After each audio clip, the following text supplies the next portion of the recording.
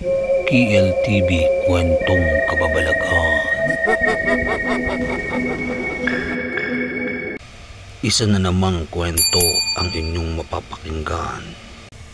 Ang kwento na inyong mapapakinggan ay pinadala ng isa nating subscriber na pinamagatang 5 bundok sa Pilipinas na puno ng kababalaghan.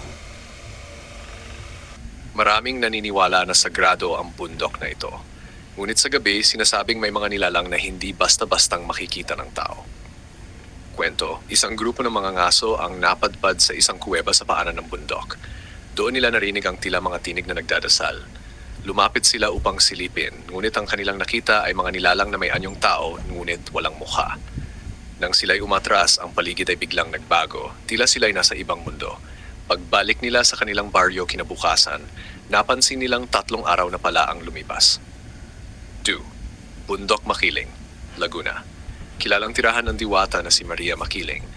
Ngunit bukod sa alamat, may mga kakaibang pangyayari ring isinasalaysay. Kwento, may 3 magkaibigan na nag-akyat ng bundok upang mag-picnic. Sa gitna ng kanilang kasiyahan, isang magandang babae ang lumapit at nag-alok ng prutas. Tinanggap nila at kinain, ngunit nang sila'y bumaba na, nagulat silang ang kanilang mga bit-bit na prutas ay naging tuyong dahon at pato. Isa sa kanila ang bumalik upang hanapin ang babae, ngunit hindi na siya muling nakita. Bundok Cristobal, Laguna, Quezon. Tinatawag itong kapatid ng Banahaw, ngunit kabaliktaran ng reputasyon, madilim at nakakatakot. Kwento, may isang mountaineer na nagkampo mag-isa. Habang gabi na at nakahiga siya sa kanyang tent, narinig niya ang mga yapak sa paligid. Akala niya ay mga kapwa mang-akyat, ngunit nang siya'y sumilip, wala siyang nakitang tao. Sa halip, mga matang nagliliwanag ang nakatitig sa kanya mula sa mga puno. Sa takot, isinara niya ang tent at nagdasal. Kinumagahan, ang mga bakas ng paa ay hindi sa tao kundi sa hayop na hindi niya mawari ang anyo. Nash for 4. Bundok Apo. Pinakamataas na bundok sa Pilipinas at ayon sa mga matatanda, tahanan ng makapangyarihang espiritu ng kalikasan. Kwento, may mga mangangahoy na umakyat upang magputol ng kahoy.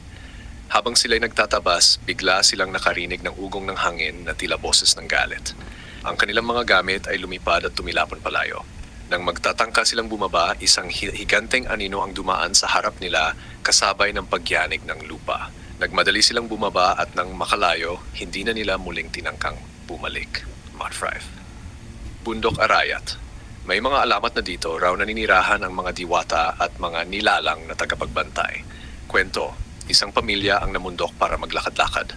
Ang bata sa kanilang kasama ay biglang nawala. Habang sila'y naghanap, isang matandang lalaki ang lumapit at nagsabing huwag silang matakot sapagkat ang bata raw ay kinuha lamang ng mga diwata upang makipaglaro. Pagkaraan ng ilang oras, ang bata'y lumitaw na tila walang nangyari.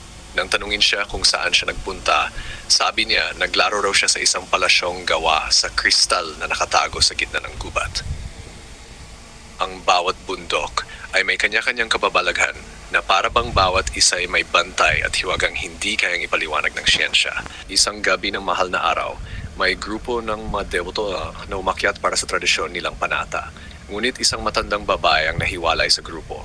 Habang naglalakad siya sa isang masukal na daan, nakakita siya ng mga taong nakaputi, may hawak na kandila. Inisip niyang kapwa peregrino. Lumapit siya, ngunit nang tingnan niya ng mabuti, wala silang mga paa. Nang siya'y napasigaw, biglang naglaho ang lahat. Kinabukasan, nakita siya ng kanyang kasama, nanginginig at nakatitig lamang sa malayo, parang nawala ang diwa. 2. Bundok Makiling, ang diwata sa talon. Isang grupo ng estudyante ang nag-field trip. 3 sa kanila ang naingganyong lumangoy sa isang maliit na talon. Doon, may babaeng maganda na nagpakita at nagyaya sa kanila na sumama. Isa ang halos lumapit, ngunit biglang hinila ng kanyang kaibigan. Nang bumalik silang 3 sa dalampasigan, nakita nilang ang isa nilang sinelas ay nagliliyab ng walang apoy. Nang bumalik sila upang silipin ang talon, wala na itong tubig, isang tuyong bato na lamang. Ang mga guro ay nagdesisyong agad na bumaba at mula noon ipinagbawal na ang pagligo sa bahaging iyon. 3. Bundok Cristobal, ang tawag ng hangin. 2 magkapatid ang nag-akyat ng bundok upang magkampo. Sa kalagitnaan ng gabi, narinig nila ang tawag ng hangin na tila pangalan nila ang binabanggit. Ang isa ay sumilip sa labas at nakita niyang parang may nagsisindi ng apoy sa malayo. Sinundan niya ito. Pagbalik ng kanyang kapatid, wala na siya sa tent. Kinabukasan, tinawag siya, ngunit walang tugon. Nang silipin ang mga larawan sa cellphone, may kuha siyang nakatayo sa tabi ng isang punong malaki, pero ang katawan ay mahaba at walang ulo. 4. Bundok Apo, ang higanteng anino. May 5 kabataan ang naakit maghiking.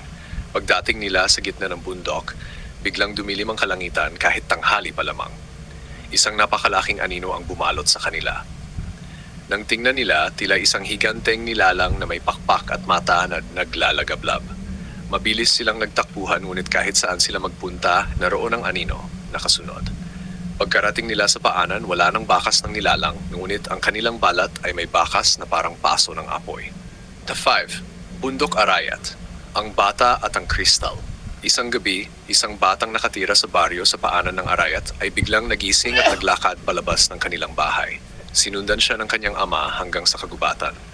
Doon, nakita niyang ang anak niya ay nakatayo sa gitna ng bilog na liwanag, nakikipag-usap sa isang babaeng tila gawa sa liwanag.